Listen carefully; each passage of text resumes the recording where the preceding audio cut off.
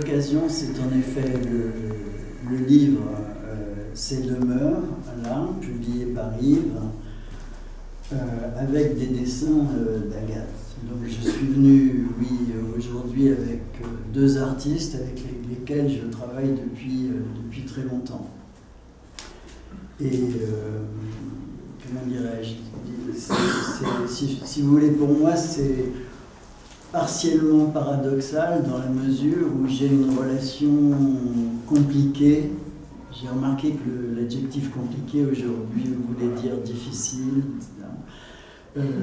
J'ai donc une relation compliquée, problématique à l'image, que je voudrais dire d'abord pour mettre mal à l'aise mes deux camarades, non pas parce qu'ils me connaissent très bien, donc je sais que je ne les mets pas mal à l'aise en disant cela. Donc je commence par quelques mots qui précisent cette position embarrassée à l'égard de l'image.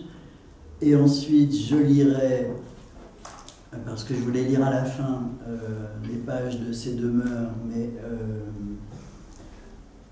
vous m'avez l'un et l'autre persuadé qu'il valait mieux que la lecture ait lieu au début, et ensuite, eh bien, l'un et l'autre diront le rapport qu'ils entretiennent à ces textes depuis longtemps, très longtemps pour Patrick, et voilà. Et puis cette fois-ci, très précisément avec Agathe, pour Agathe. Donc ce que je voulais dire d'abord, avant de commencer la lecture du texte, proprement dit, c'est que je ne fais pas a priori, dans mon travail d'écriture, je ne fais pas a priori de différence entre photographie, vidéo, cinéma, dessin, etc., gravure, etc. Ce qui est pour moi pertinent, c'est l'image. Et la question du renversement de l'image en texte, du traitement littéral de l'image, qui peut être compris comme une annulation de l'image, des images. Il y a une phrase sur laquelle je me suis très longuement arrêté dans les Illuminations de Rimbaud. C'est un moment dans un poème qui s'appelle « Enfance ». Rimbaud, qu'on dit poète voyant, dit ceci: d'ailleurs, il n'y a rien à voir là-dedans. Il parle d'un lieu, d'un mur, mais quand il dit d'ailleurs, il n'y a rien à voir là-dedans, personnellement, je l'ai toujours entendu comme une phrase qui concernait l'écriture elle-même et les poèmes des Illuminations. C'est-à-dire, le problème étant de savoir si ce qui nous est proposé, ce sont des images ou au contraire le spectacle de l'annulation des images. Il y a un autre énoncé d'un autre poète, alors qui nous est contemporain et qui est tout à fait vivant, qui est Claude Royer-Journoux, qui pour moi, une autre phrase qui pour moi résonne comme une injonction, en fait, à laquelle je crois que je ne saurais me soustraire. Et cette injonction, cette phrase, cet énoncé, c'est remplacer l'image par le mot image. Remplacer l'image par le mot image. Et en effet, par deux fois dans mes livres, dans un qui s'appelle Film Avenir, publié dans cette même collection de fiction et compagnie, créée par Denis Roche, qui vient de nous quitter, dans Film Avenir, donc, puis ensuite dans Tarnac, un acte préparatoire, qui est mon dernier livre, au Seuil, je propose le mot image sur une page, qui devient en quelque sorte, par une sorte de renversement second, un mot image, ou une image mot. Vous voulez, 5 lettres, image, 5 lettres image noires au centre d'une page, avec ce A central, ce A noir, qui est le A comme vous le savez, des commencements. Enfin. Donc une lettre image essentiellement et puissamment matricielle.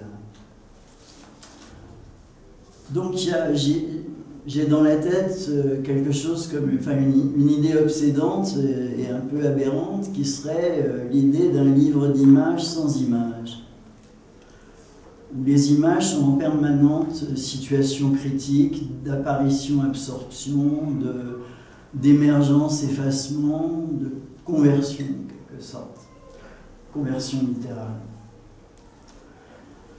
Alors dans la mesure où l'image est devenue, depuis la fin du XIXe siècle, on pourrait dire l'exposant de la poésie,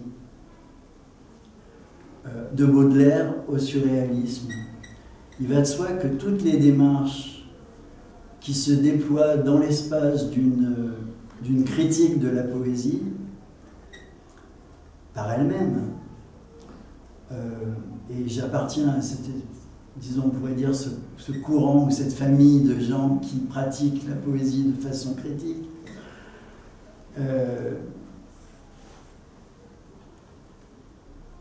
toutes ces démarches ne peuvent qu'entretenir une relation critique qui se déploie dans la critique de la poésie, ne peuvent entretenir qu'une relation critique à l'image, à tout ce qui relève d'une économie figurative, mimétique ou analogique. Et tout mon travail, en fait, déploie cette problématique-là. Ce qui s'est imposé progressivement à moi, c'est qu'il s'agissait pour moi de tenter de mettre en place par l'écriture, disons, des fragments narratifs, des descriptifs ou documentaires, des prélèvements textuels, etc.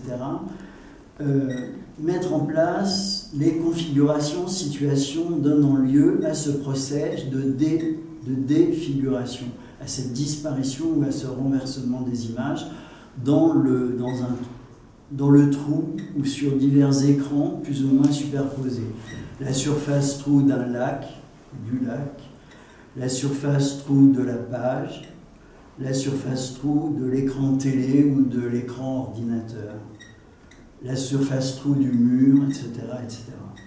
Donc mettre en texte des configurations impliquant passage de la défiguration à la littéralisation, passage au littéral, à l'écriture littérale, si cette formule n'est pas trop tautologique. Donc une écriture qui serait une écriture non refigurative, non affublante par poétisation, métaphorisation, jeu rhétorique d'images. Donc une écriture, si vous voulez, une écriture sèche, nue, dénudante, que je désigne souvent comme de la prose en prose, qui est une formule que j'utilise par opposition au poème en prose.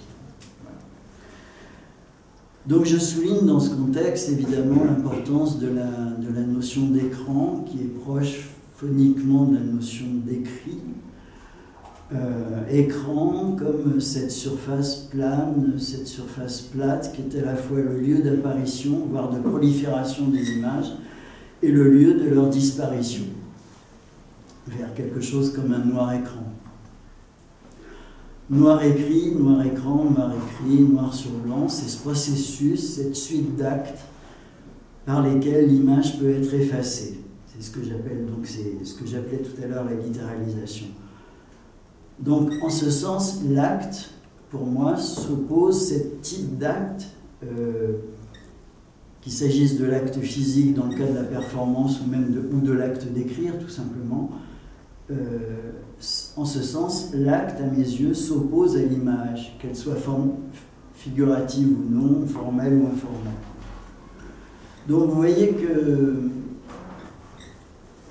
une position comme celle-là implique une relation ambiguë, ambivalente à l'image, très ambivalente à l'image.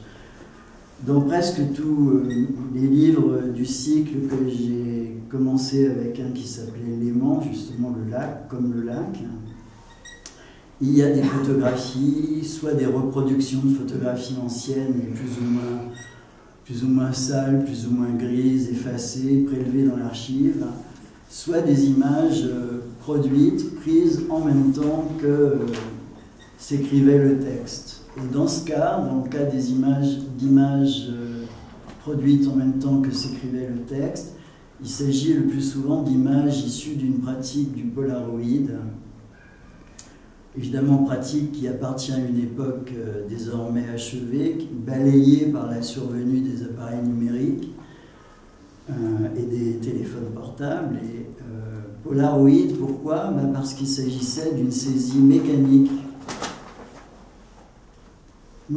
comme ça du réel, immédiate, négative, sans négatif justement, d'un instantané unique, immédiatement disponible, permettant le simple constat de vision sans coefficient esthétique ajouté. Et je crois que le Polaroid, au fond, c'est une image qui n'a qu'une présence et une consistance très relative. Elle est fragile, elle tend à s'effacer, elle existe à peine, c'est une image non-image, si on peut dire. Et il est clair que s'agissant du Polaroid, l'acte de prendre, de capter, cadrer, capter, a beaucoup plus d'importance, évidemment, que l'objet image qui va en résulter. Alors ceci ayant été dit, on comprend qu'ensuite le dialogue avec mes amis plasticiens, producteurs d'images ou d'images non-images ou d'images problématiques, etc. C'est une relation, disons, extrêmement passionnelle de ma part. Je m'implique. Et en même temps, voilà, c'est une relation qui est aussi partiellement conflictuelle, mais en même temps dont j'ai absolument besoin. Voilà. Alors je lis quelques pages, je n'irai pas de pages du livre des cabanes. En revanche, pour Agathe, pour Yves, pour tout le monde, je crois que le mieux est que je lise quelques pages du livre pour lequel nous sommes ici en fait, principalement.